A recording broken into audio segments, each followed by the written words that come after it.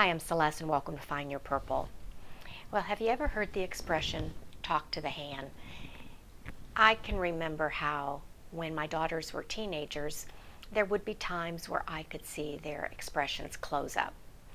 You could tell they weren't listening anymore.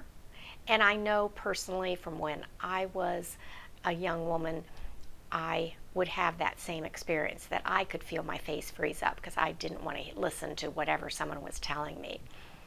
But I think that must have happened a lot more than I thought growing up, because as I read the Bible, I'm coming across things that I am sure in all my growing up in a Catholic church, in a Catholic schools, that I was told things over and over and I just wasn't listening. For the first time, I've had this aha moment of what the Gospels and the epistles are. Now, it's a real duh moment, and I'm sure people out there might think that I'm incredibly stupid for not understanding it before, but it makes a difference for me in the reading it. The Gospels are the stories of Jesus Christ, of his life, while the epistles are the letters that the apostles and someone like Paul would write to churches, when it's theologians or Colossians or Galatians or the Philippians.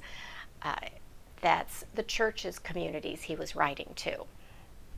And he was writing about specific problems they were having in the churches. Things I mentioned in an earlier video.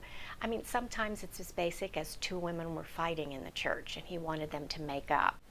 But there were also the epistles that were written to individuals.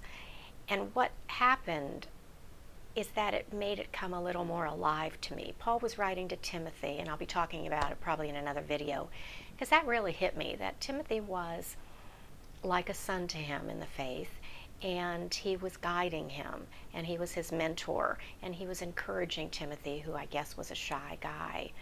But another one was James, and James was the half-brother of Jesus, and it made me realize he grew up with Jesus long before Jesus was Jesus in our minds. So it was the brother he probably beat up, the brother that probably punched him in the face at some point, growing up as just normal brothers do.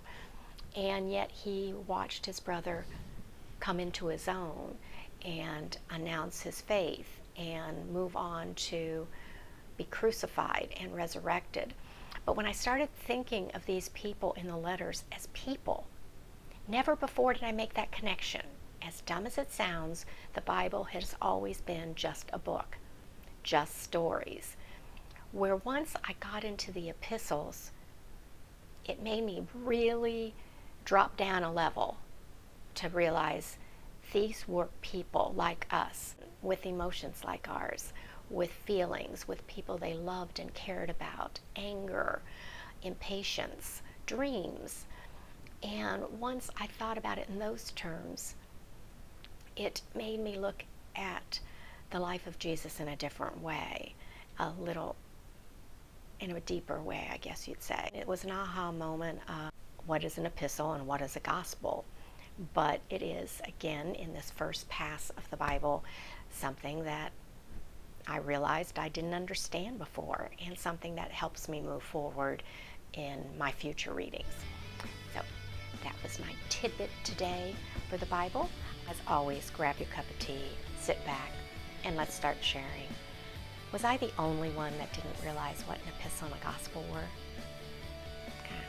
Seems obvious now, but I don't know, I guess I never use the word epistle in my daily talk, so maybe it's not so obvious. Who knows?